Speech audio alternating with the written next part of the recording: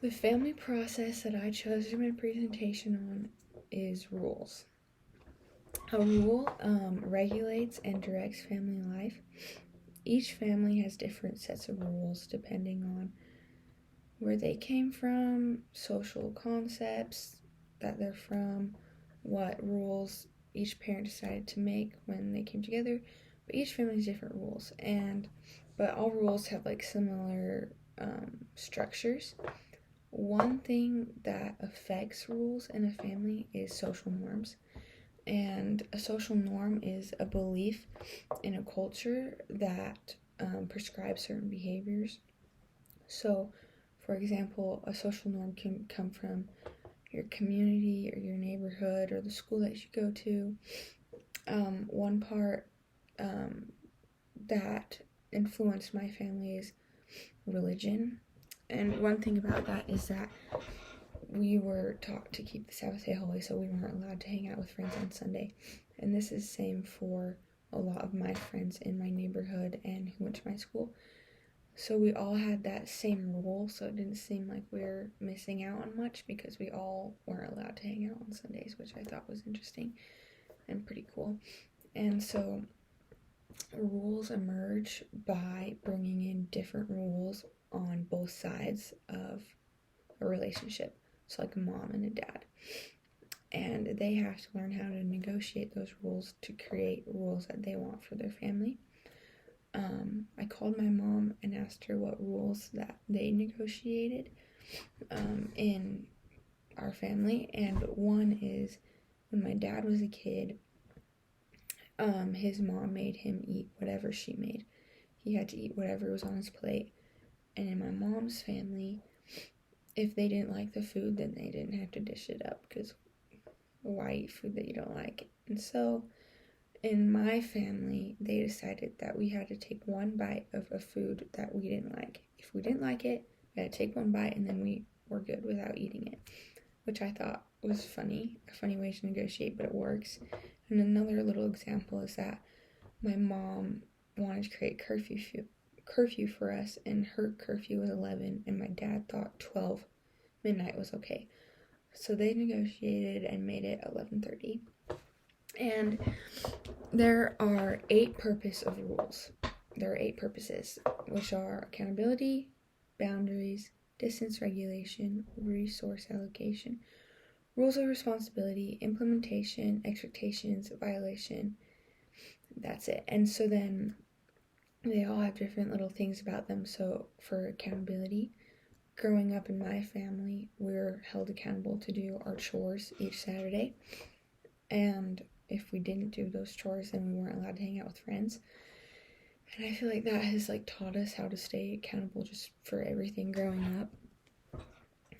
It just helps us do what we were asked to do, and we get rewarded for doing so. There are boundaries. For example, whatever is said in the family stays in the family.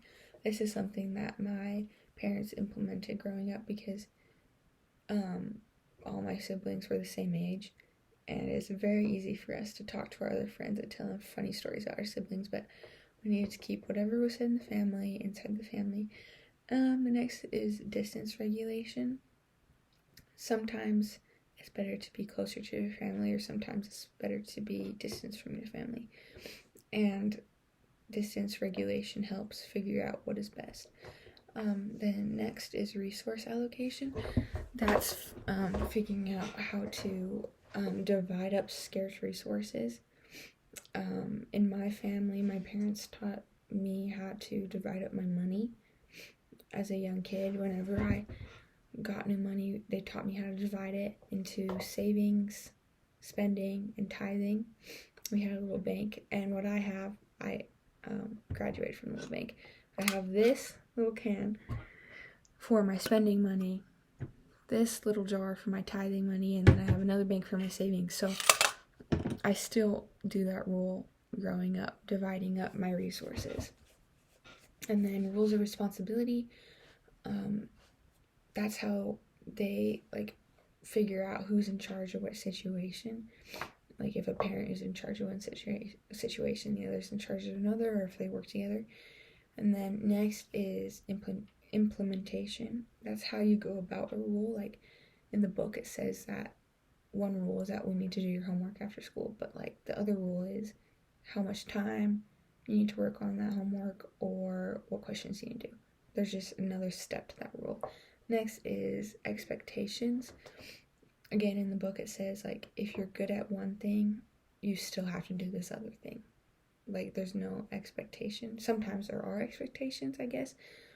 Like in my family, like the boys were required to mow the lawn, and then like the girls were in charge of cleaning the kitchen. Like there's different expectations. And then lastly, there's violation. There are violations to the rules, and sometimes there are consequences, and that's just how it works. Rules have consequences if you don't follow them. And then there are two other types of rules. There's explicit and implicit. Explicit is a rule that's talked about and like everyone knows about it. For example, in my family, it's like my family said, my mom says, hey, you need to come empty the dishwasher. Hey, come get ready for dinner. Sometimes that should be an implicit rule, but it's an explicit because she's like, come on, we gotta go do this, and then we'll do it. And then an implicit rule is implied, it's not discussed. And like an easy example of an implicit rule is to like help others. Like if you see that they need help, you go help them without being asked. Or another easy one is to give like a goodbye hug. So in my family, we have all these rules, and in my future family, I can't wait to see what my spouse's rules are and what my rules are and what we can negotiate to make these rules. And there's my presentation. Thank you.